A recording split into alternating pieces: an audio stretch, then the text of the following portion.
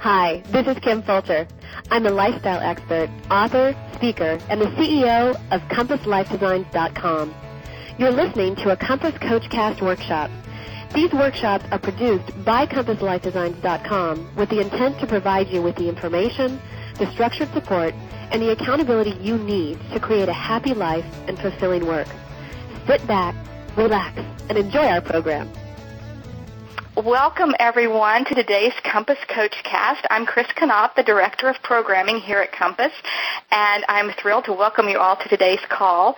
We have an extra special treat today. Our guest is a fabulous author and very prolific. I told him this earlier, and I'm going to say it on the recording. I've had a professional crush on him for many years. He is just one of those authors that really touch your soul when he writes.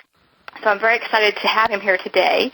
And I'm also excited to introduce to you a new member of our interview team. I say new because she's new to our team at Compass, but she is by no means new to the business or new to the interview format. As a matter of fact, I'm sure you all have heard of her and know of her in your travels in the personal development field. And I'm going to let her tell you a little bit about herself. So, Kim, you want to take it away? All right. Well, thank you, Chris. And again, welcome, Alan. We'll get to you in just a second.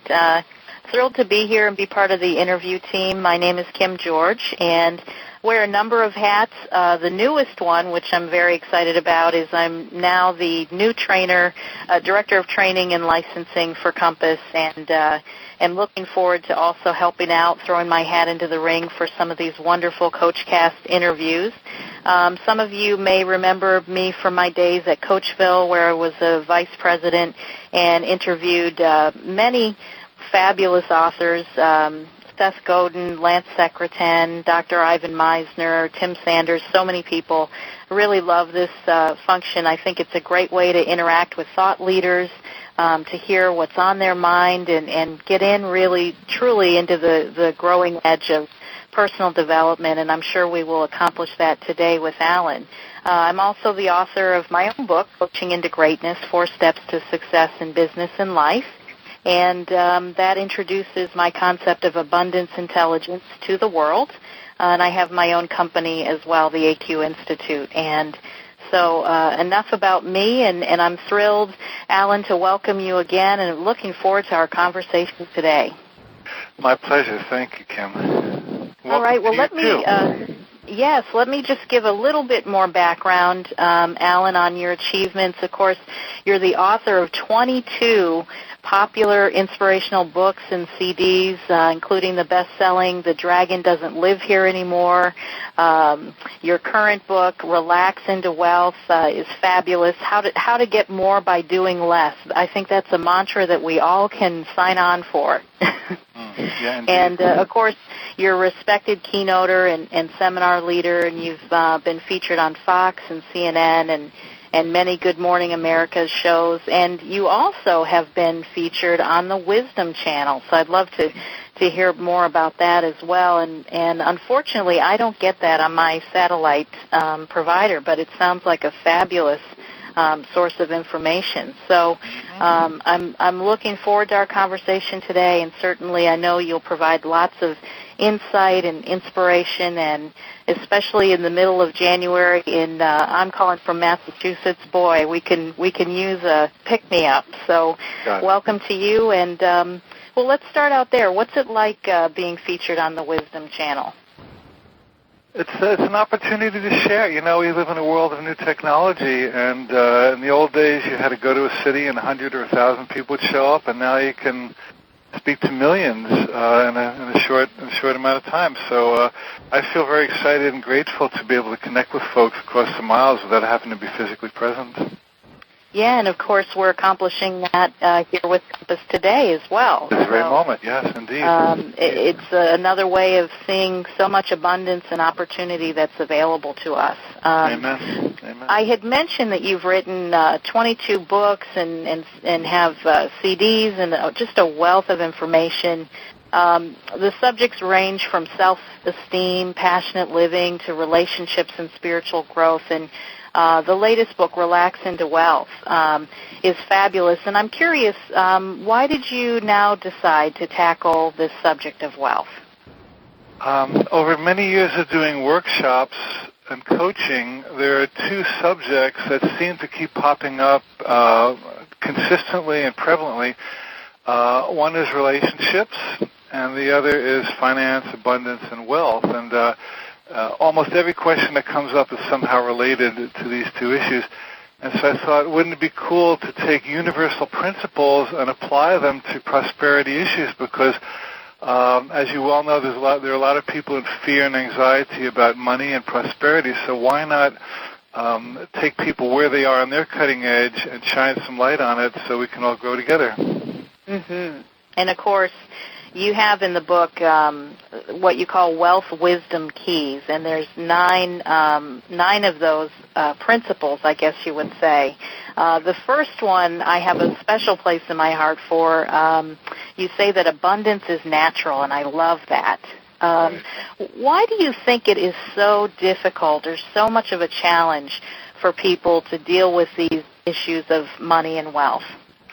Well, for a couple of reasons. One is we grow up, a lot of us have grown up in families or communities or religious circles where there's a poverty mentality. And if you grew up as a little child watching your parents argue over money or watching them complain about people taking their money, or if you grew up in a religion that says it's holy to be impoverished, so those things are ingrained in us at a very deep level, and they affect all the decisions we make about wealth when we grow up. And that's part one.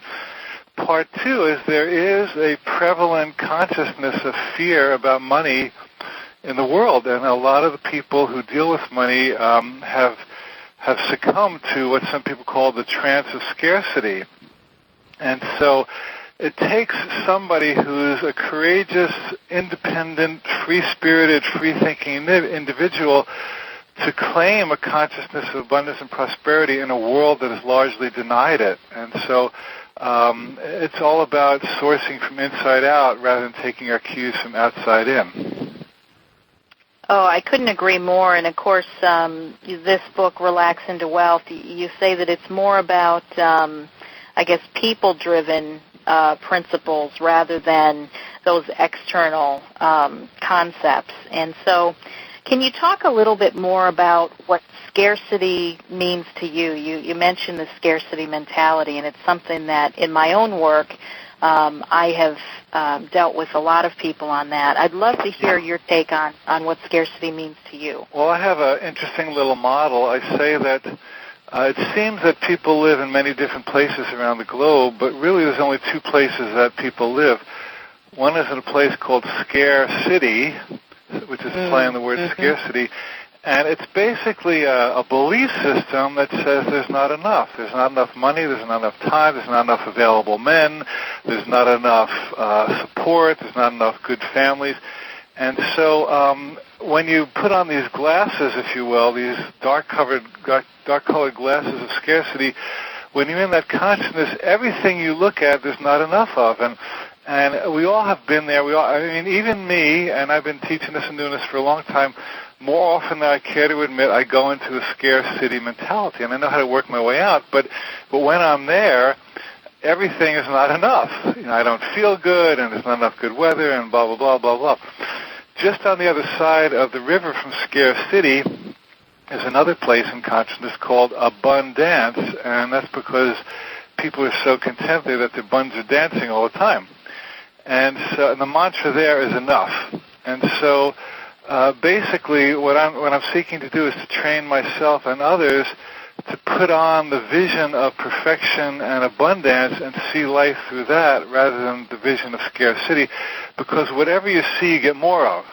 So even if there is a sense of lack around you, if there's something you can focus on that's abundant, you tune into that energy field, if you will, and in that moment you attract and create more of that. So it's a matter of mind training to stay in the city you'd prefer to stay in rather than one that's hurting you. Yeah, and I've likened the ultimate scarcity to resisting who you are. Exactly. And, of course, you deal a lot with success in all of your work, and one of the other things that I've said is that success is a byproduct of being who you are. Perfect. And So this idea of, the dance of abundance, I love the play on words there, and it really is a choice. Yeah. Yeah, I totally agree with your concepts. In fact, we can trace every thought of there's not enough men or not enough money to I'm not enough. And if you can get to the place where you know you are enough as you are, all the other issues will take care of themselves. Right. It all folds into that and reinforces that. So in your work, how have you helped people to get to that place of seeing themselves as enough? Pretty simple, but it takes practice. By seeing them as enough. In other words, when, as you well know in coaching, it's not so much a matter of information as it is sharing a consciousness. So if someone sees themselves as not enough, but I choose to see them as enough, then I am inviting them into that vision simply by my perspective. And because I, for the most part, do see them as enough and do believe in them, they catch my belief. So it's really more about sharing energy and up-leveling vibration, if you will, than it is about information. So my gift to them is my knowingness of the truth and my vision of them as part of that. Mm-hmm. And so your knowingness creates a pathway for them that makes it possible for them to eventually have their own knowingness? That's the idea, yes, because if I don't know it, I can't really help them to know it. So I have to do my homework and create my own sense of abundance before I can invite them into it. Mm. And so what is your own sense of abundance for you personally? You mentioned that, from time to time you've grappled with these things as all of us as human beings have. I mean, how does that show up personally for you? Oh, occasionally I get worried about money or lack of support or thinking about politics or, the usual run-of-the-mill kind of stuff. And I will notice that I start to constrict and my body feels tight. And when I talk with my partner about money, I start to make conservative decisions rather than generous and fluent decisions. And it doesn't feel good. It's like I don't want to be the bad guy. I don't want to be small. And so as soon as I can, I try to break the evil spell, if you will, by doing something that gets me back in my right mind. And for me, the 2 or 3 things that always work are, 1, getting out into nature. I'll take a walk in the woods or go to the beach or just lay in the grass and look at the sun. 2, playing with my dogs, which always reminds me of sanity. 3, I'll get a massage. Of course, meditation, yoga, and music. So I have my little bag of tricks that as soon as I can get in my right mind, I will start to do some of them, and I always feel better after I do that. So I always invite clients to make their own little list of bag of tricks of what do you personally know how to do that brings you back into an abundance mentality, and then do that above all else, because when you're coming from scarcity, nothing's going to work. It's a constant struggle. Yeah, and there's a line in your book, you say that struggle isn't required, and I have to tell you, Alan, I love that, because one of my own mantras for my book is struggle is strictly overrated. Very well said. So I think we're in mutual agreement, and again, struggle is, we have a love affair with struggle, just like we do around our issues with money, right, as human beings, and your book talks wonderfully about allowing things to unfold. Can you share more about that as a strategy for the people on the call of, how do we relax into this concept? Well, let me give you a great example. It was actually kind of a miraculous thing that happened to me. And I do want to point out that phrase you mentioned, struggle is not required. In my mastery training, which I teach in Hawaii and Fiji, I give 12 principles for courageous living. And one of them is let it be easy. Struggle is not required. And of all the principles, that's the one that people report most often has shifted them because they practice letting it be easy rather than struggling. But let me give you a personal example. Years ago, I was waiting for a plane to go from Hawaii to California, and they announced that the plane would be 2 hours delayed. And I had an upgrade request for first class, which hadn't come through yet. So as soon as they made the announcement, I dashed to the desk to see if I could, quote, get in their face to give me the upgrade. But a number of people had dashed to the desk before me, and I found myself in a rather long line. And calculating the number of people before me, I realized that I'd spent a large part of my 2 hours probably just waiting for them to deal with other people's travel needs. And this inner voice said, wait a minute, you teach Let It Be Easy, and you teach trust. So if you were willing to let it be easy now, what would you do? And I said, well, I wouldn't be standing in this line for an hour. I would go to the executive lounge where I had a pass, and I would put my feet up and drink some orange juice and do some emails and relax and just enjoy my 2 hours. And I thought, well, the heck with the first class upgrade. If Spirit sends it to me, great. If not, I'm just going to relax. So I went to the lounge, and I relaxed for almost 2 hours. And when it was boarding time, I came back, and as I was stepping into line, a voice came over the PA and said, Mr. Cohen, please come to the desk. I came to the desk, and the agent says, well, your upgrade came through. I said, well, hallelujah. And she shakes her head, and she says, well, I don't know how that happened. She says, a minute ago, that seat was not there. And I thought, well, this is really cool. And so she gives me the ticket, and I walk away, and I realize that I hadn't given her the coupons you're supposed to give her to redeem for the seat. And I said, well, I'll go back and be honest. So I went back, and I said, well, do you want these coupons? And she said, no. She said, the computer here says the seat was paid for, and that's good enough for me. And I said, well, that's good enough for me, too. And I went on the plane. I think I enjoyed that ride more than any other. And there's a principle here, and I truly believe, Kim, that when I fell back on the principle of trust and letting it be easy and well-being, the universe took care of me in ways far more miraculous and profound than if I had stood there for an hour and a half and then gotten the person's face and they would have said no anyway. So to me, that's the example par excellence of how trust actually pays off in tangible results.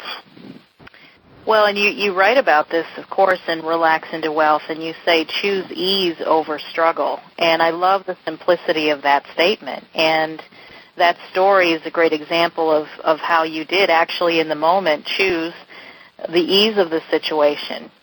And that's a choice we can all make. Yes. Regardless of our environments or our circumstances. And so I think that's such a powerful message, for everyone that's on this call, that's going to listen to this call, regardless of your particular circumstances, you can actually choose ease. You can let go of struggle. And that's a really tactical way of bringing abundance into your life. Well, you have to remember that struggle is not something that is imposed upon us necessarily by the outside world. More often than not, in fact, in almost every case, struggle is an attitude or mentality that we superimpose over a situation that would be easier if we let it. And so an exercise I often give my coaching or seminar clients, which I'll offer to the people listening at the moment, is to think of some situation that you feel struggle about at the moment. Maybe it's a divorce settlement or a relationship issue or a career choice or a family hassle. Okay, so you have your idea of what's the struggle now. And then ask yourself, if I were willing to let this be easy, how would I be approaching this differently? And if you can truly tell yourself the truth about what you'd be doing if you're letting it be easy, there's usually, your shoulders start to drop and your solar plexus starts to loosen and you go, maybe I'll try this. And most of the time, if you take that easy path, not the lazy path, but just the non-struggle path, doors open that would not have opened if you kept struggling. Oh, that's fabulous. And one of the things we pride ourselves on here at Compass is, all the information that we offer and all the resources we offer through Compass. We're all about inspiring people, but actually, about being practical as well. And I think the exercise you've just given our community members is something that they can take away from this call and literally put into practice the next time they have an opportunity come up. So even though we've got everybody on mute right now, I'd really like to encourage people to take Alan's suggestion there and put it into practice when this call is over, and, of course, in the months and days and years ahead. So thank you for that, Alan. Yeah, thank you. It's, at the end of the day, information is a commodity, and so if we can't actually put this great wealth of information to work for us, then what good is it? Amen, yeah. It has to go ahead. Well, the Native Americans used to say, does it grow corn? In other words, they would plant a seed, and who cares what the seed is? If it grows corn, then it works. That's what we're happy with. Excellent. And towards the latter part of our call, we will give folks an opportunity to ask Alan questions. I want to pause here, and I'm sure folks are wondering how they can find out more about your great wealth of information. And, of course, you have a fabulous website, alancohen.com. And you also have a 1-800 number, 1-800-568-3079, and we'll repeat that again towards the end of the call. Alan, do you want to check in and just mention, you had mentioned the Life Mastery Program a little bit. Would you like to say a few more words about that? Yeah, I'm excited about a program we do called the Life Mastery Training, and we run one at the moment in Fiji and one at the moment in Hawaii. The one in Hawaii is coming up on February 10th. And we take a group of about 30 people, and we go to a beautiful retreat center in Hawaii, and we take 6 days to step back from other activities in our business and our struggles, and we renew ourselves. And we have meditation and guided visualizations and lots of wonderful exercises to get in touch with our passion and purpose. We bond and join together as a group, and some magical chemistry occurs where we all start seeing bigger visions and connecting with deeper passion. And so the idea is to build your esteem and your energy and your passion such that when you go home, you make critical life decisions from a position of knowing and confidence and abundance rather than fear and struggle and resistance. And we get phenomenal results. And so it's one of the things I love to do the most, and we get great reports from the participants. So we are doing a 6-day program starting February 10th, and now we're doing a similar program in Fiji at a beautiful retreat center there in July. So folks can check out my website and find more information about that if they care to join us. And boy, that's a real hardship having to travel to those destinations for the Life Mastery training. I love it. Well, let's talk more about passion. And I know that you've written about the relationship between passion and success. Can you share more about that? Well, it's a little recognized relationship because we have been browbeaten and hypnotized into believing that struggle, sacrifice, and self-diminution is the key to succeeding, when it's actually the opposite way, that I truly believe that passion is probably the prime ingredient for any type of success. And if you're denying your passion, you're probably moving away from your true success path. So when I work with people in coaching and seminars, I'm always asking them, well, where does your passion live? And where is joy calling you? And what is your heart saying? And what is your spirit motivating you to do?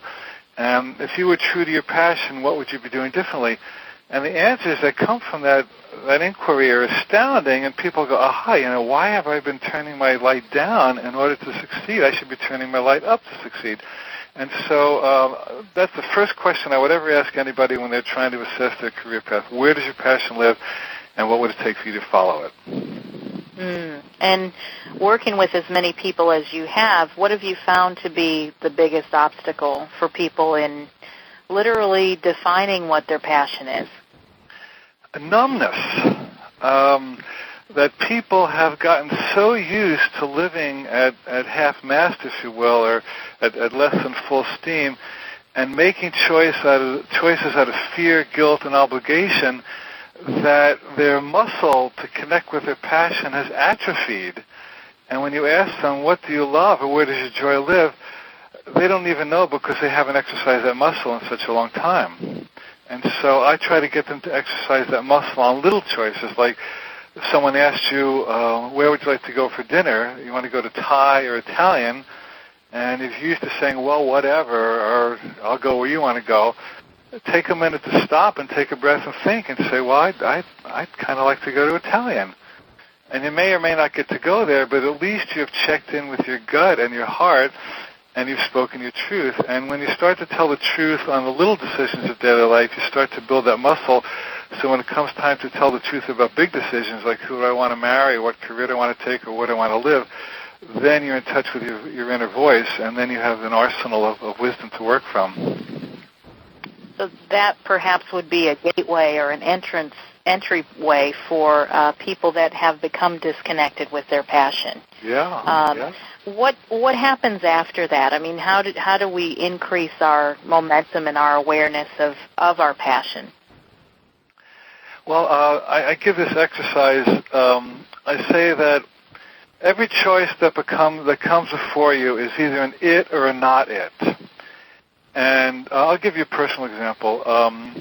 We bought a house next door to us because there's only 2 houses at this end of the road, and we wanted to sell it to somebody we liked. And so we had somebody come by, and it was a couple, and they offered us a very good amount of money for the house, and they really wanted it.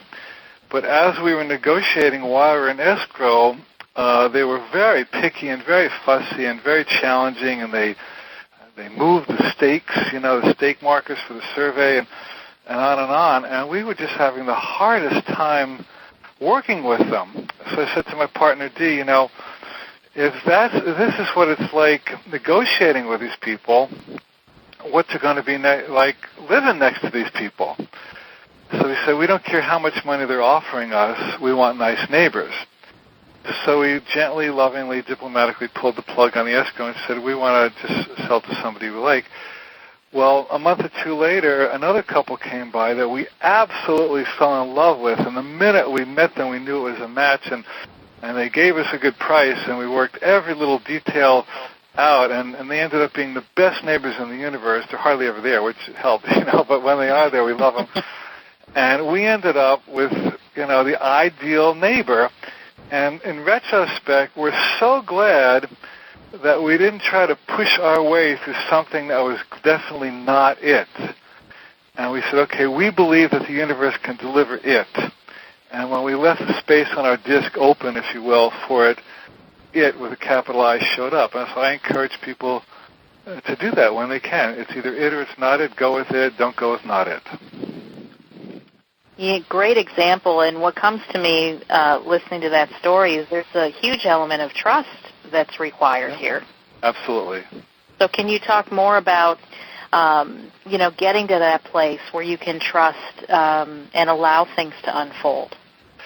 Well, the law of attraction is big in the news these days. There's Secret popularized, and Abraham Hicks talks a lot about it. And it really is true that if you trust that the law of attraction will handle the details, you don't have to fret and worry about them. So we decided that we want to have a nice little neighborhood here, and we want neighbors that match us, and we have values of quiet and play and appreciation for nature and mutual support. So we got really clear that that's what we stand for and who we want to play with. So we had to trust that the law of attraction could ferret through all the possible owners of that house and bring to us people who were a vibrational or energetic match to who we are. And so we did have to deny a bit of immediate gratification in order to get a long-term gratification, which in the long term has proved far more rewarding. And it's a great point that you make there at the end about, delaying the gratification. And I find that to be one of the challenges with our society is, everything's instant these days. Everything's a drive-by, Right. or a drive-through. And so it sounds like you're advocating for something a bit different, that actually, everything's not an overnight success, and that sometimes there's such, beauty in the waiting and allowing for things to unfold. So, how do you calm that place of urgency How do you handle that with your clients? Well, that's a really good question, and I want to put out a really crucial principle for our listeners today, that while you're in that waiting period, if you have to be in one, reframe it as a time to build consciousness. Remember that if you want to get something better than where you are, you have to build your consciousness or your awareness or your integrity to a place where that can match you. I'll give you one more example. I had a coaching client, a very dear man, who had a nationally syndicated radio show. He was very popular. And his name was Dave Wingert, a really good guy out of Seattle. And he was fired, and I think he was fired because basically he had a very positive, upbeat talk show, and the world was not his producers are not ready for the kind of energy he was putting out. And so I was working with him at coaching while he was out of work, and this was a very difficult period for him because, he loved his work and he was very good at it, and he couldn't figure out why he didn't have the right job. And during a long period, he got a number of offers, and some of them were pretty tacky, and they wanted him to work with people he didn't like and have sort of just creepy shows and sensationalist things. And he was always tempted to take this because he wanted to get back to work. And together we decided this is not right. Why would you do something with people you didn't like for a purpose you didn't want? Why not wait? So finally, he was invited to work back in his original hometown of Omaha, Nebraska. And when he came back there, he called me on his cell phone. He says, I just drove into town, and there's a huge billboard that says, "Welcome home, Dave Wingert." And the idea being that he was a perfect match to that market, and there were people who out there who loved and appreciated and honored and respected and wanted him. And when he was willing to not just jump at the immediate tacky thing just for the immediate reward, and really build his consciousness to the point where he knew that he deserved to be in the right market and loved and respected, well, then that right market showed up in spades, actually, and now he's absolutely thriving there. And he was glad he waited and did not just jump at the tacky thing. So think of the period of waiting as a building of consciousness so that when you're ripe and ready, the match will show up with the least effort. Yeah, and it's not always about doing stuff, right? So right. We think if we're not doing stuff, we're not productive. And what I'm hearing from you is the power and the opportunity in allowing, the waiting and things to come to you. Hemingway said, "Never mistake motion for action." Oh, that's great. In other words, just because you're moving pieces around doesn't mean you're getting anywhere. So what I did with Dave during that period was I encouraged him to meditate and pray and visualize and make lists of what he wanted and didn't want and the kind of people, just kind of work himself to the place where he was very aware of who he was and what he wanted. And then when his consciousness was right, all the pieces fell in place. Mm-hmm. And, of course, one of your principles in the book, you talk about reframing. Reframe until empowered. Could you share a little bit more about that and how it relates to dealing with adversity? Well, reframing means that you take a situation and you let all the facts remain the same, but you find another angle to look at it that's empowering, and then it feels better. For example, one night my partner Dee came to me with kind of an apologetic face. She says, "Well, I burnt the fish," and I said, "No problem." I said, "We're having Cajun." And so that's kind of a silly little example. But, what seems to be a setback is often a setup. I was once looking for a new office, and I was kind of under the gun. So I took this place I didn't really like, but it was the best available. And toward the end of the waiting period before we got to move in, the realtor told me that the owner didn't like me. He read my book and he didn't agree with my philosophy, so he didn't want to rent to me. So I was pretty PO'd. I said, "Well, this is discrimination. You can't do that." He says, "Well, he's doing it." So I said, "Okay, well, maybe there's a reason here. Maybe there wasn't a right place for me." And as I was driving home that night, I decided just on intuition to take sort of a backcountry road. And I passed this little storefront that said "for rent." And I went in and met the lady, and she was a lovely woman who they taught Tai Chi in that studio. And she ended up renting me a space that was twice as close to my house, with twice as much space for half the rent. So really, the universe was helping me by that other guy not renting to me, because I didn't want it that much anyway, and I had a better right place. So I had to reframe that disappointment as an appointment for something better, and something better actually showed up. A great example. And, so often our minds get locked into, like, the only way something can work out for us, or the way it's got to be. And, the challenge with that is we only know so much. There's so much that we don't know, we can't see. So when we lock it down, we really limit our opportunities. And I love your phrase, setback equals setup. I mean, what a tremendous way to reframe the challenges or the opportunities that come to us in life. That's great. Yeah, absolutely. Yeah. Excellent. Well, I'm thinking, Alan, we're about 20 minutes out now on the call. Would you like to see if our audience has some questions for you? Absolutely. All right. So, Chris, let me know if I'm getting this correctly, but I believe individuals can unmute themselves by pressing *7. Is that correct? That's correct. All right. So who has a question for Alan? Hi, this is Leslie. Can you hear me? Yes, go ahead. Hi, Leslie. Hi, Alan. I just wanted to mention a book that you have called A Breath of Fresh Air, I believe. A Deep Breath of Life. A Deep Breath of Life, thank you. And I just wanted to comment that has helped me through many times when I wanted to paddle upstream, and to be able to daily read something that is uplifting, and how important it is for us to get that kind of information, that uplifting, instead of just looking at the news. And with that in mind, I have a question for you about what do we do with all of the energy, the negative energy that's out there in the world and coming at us in all directions? How do you work with clients in order to kind of shelter themselves from just being bombarded with that? Oh, that's a great question, isn't it? Thank you. And I can answer in 3 simple words. Don't go there.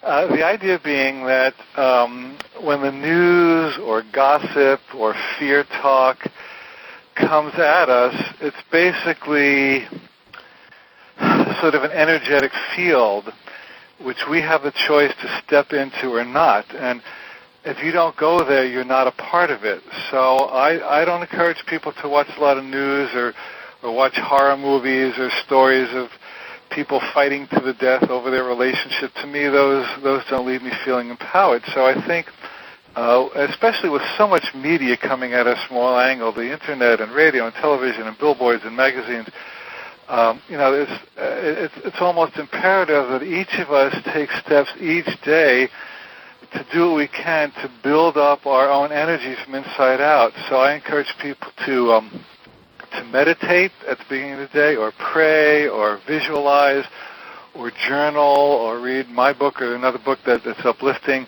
to hang out with people of like mind who are going to lift you rather than to drag you down, and basically to refuse to participate in anything that demeans your consciousness. And I understand it is difficult because there's a lot of people out there who are trying to play the dark game, but the good news is that if you can play the light game, you end up being a positive force, and you end up lifting them rather than them dragging you down. And the people who change the world are the ones who refuse to agree with the limits that have been imposed by other people who came before them.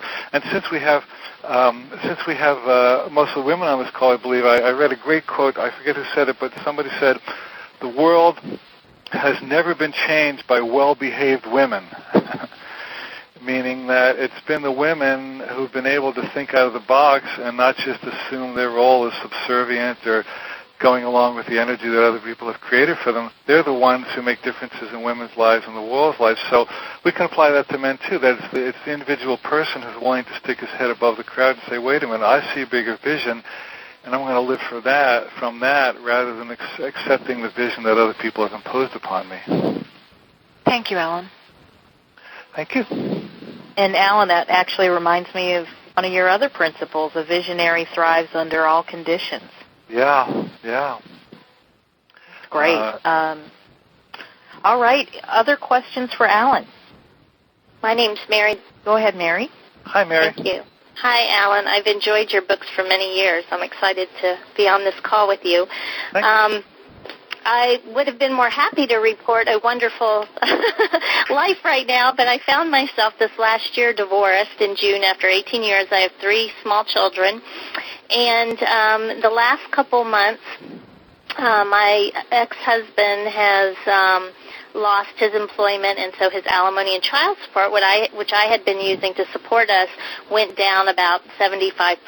So I find myself working jobs and having to go through the court system and all this really just stuff I'm not enjoying. And I'm wondering if you have an insight on how to see this setback for me as really a setup for the future.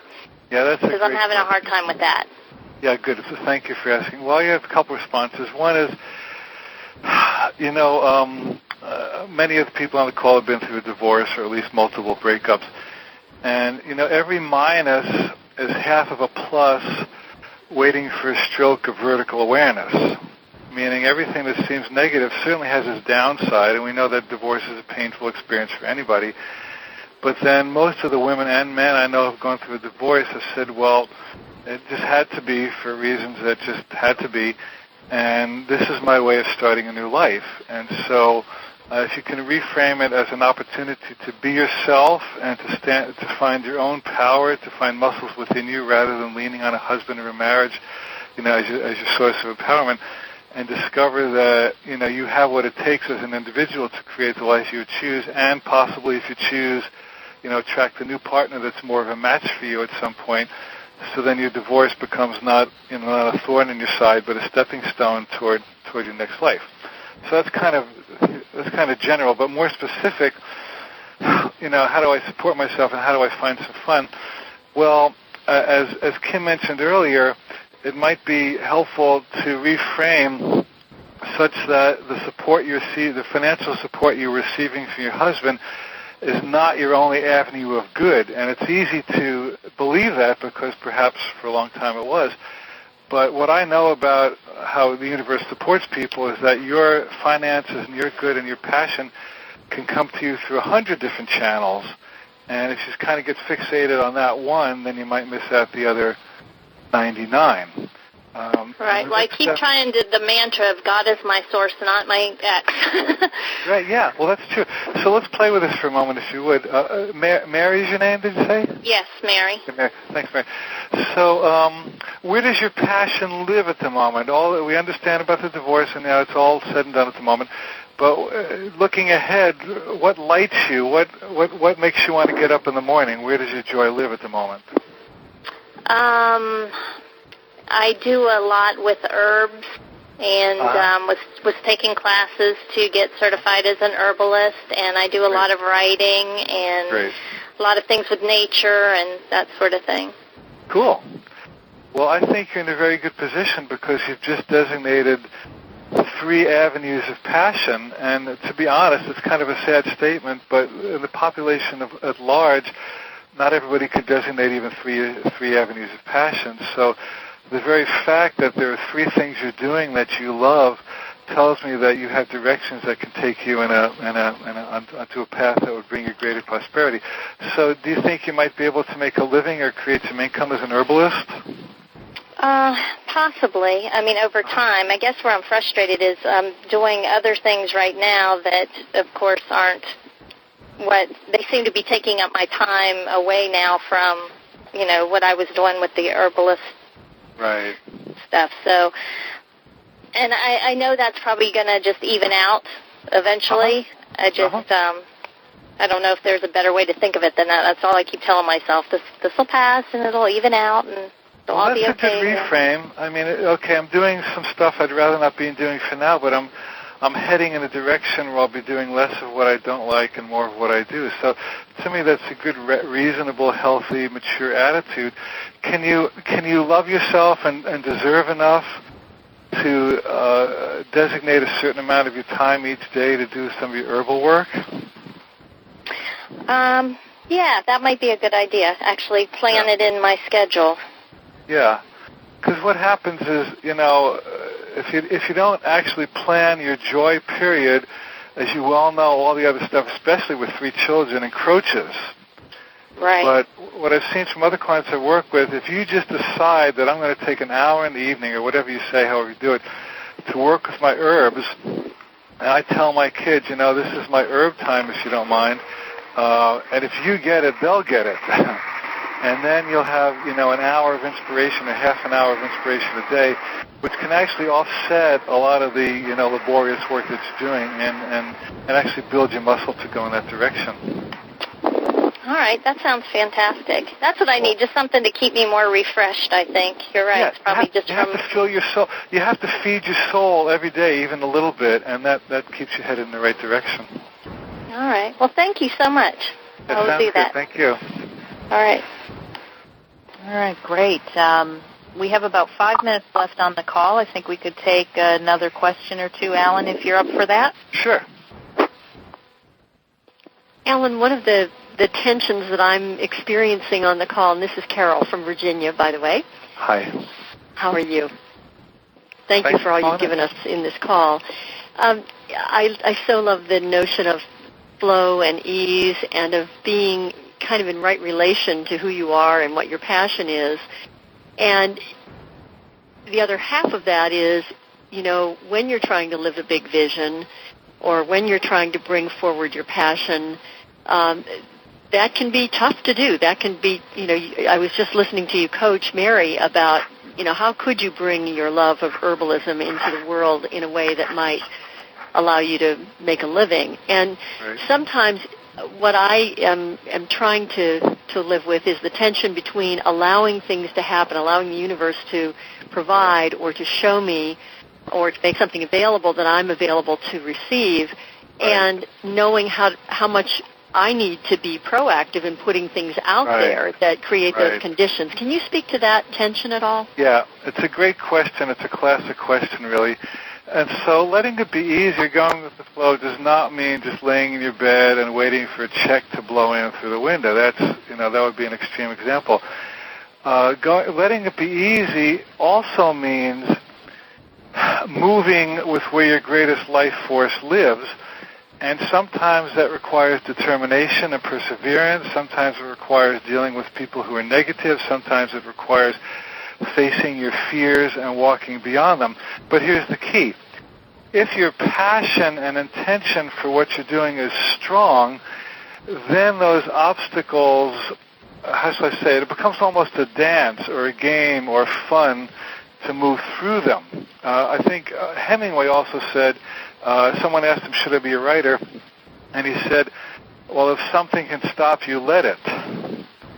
Meaning that if your intention to do the writing is not strong enough to move beyond an obstacle, you're not really a writer. So, I have many projects, and some of them require activity and moving beyond fear and working with people who are difficult. But the nature of the project brings me so much life and joy and just there's so much passion in it that it's worth walking through these obstacles in order to get what I want, because it's more fun to go for what I want than to step back and shrivel up because I meet an obstacle. So letting some of the busiest people I know are in the flow and doing a lot, but they're coming from a place of overflow, not resistance. Thank you. Excellent. All right. So I'm thinking, Alan, that we want to wrap up here so we don't run out of time. And sure. Let's go over how people can find out more about you and your work. Do you want to share a little bit more about that? Easy. www.alancohen.com, ALANCOHEN.com, or 800-68-3079. And on my website, my mastery training is listed, my personal mentorship program is listed, all kinds of fun things. I have online courses, coaching calls. So I invite anybody to check out my website or call my office, and we'll be happy to explain anything and have you come play with us. Excellent. And Alan, if you could leave us with one nugget, one key thought that you'd like people to take away from our discussion today, what would that be? to keep re-examining how good you think it can get, and to imagine that there's always better available and that you might actually deserve it. Beautiful. All right. Well, I think that's the perfect ending to a wonderful experience. I want to thank you. It's been a joy talking with you, and thank you for who you are and the work that you bring to the world for all of us. And thank you. You're doing wonderful things with the group. I love this program. All right, and I also want to thank Chris for her masterful behind the magic curtain, I guess, handling of the logistics, and, of course, all of our members who've joined us and will listen to the recording. So have a great week, everyone. This has been a presentation of CompassLifeDesigns.com. To access hundreds of hours of audio workshops and countless ebooks and e-courses designed to help you create a happy life and fulfilling work for the low membership fee of only $17 per month, visit CompassLifeDesigns.com and join our coaching club.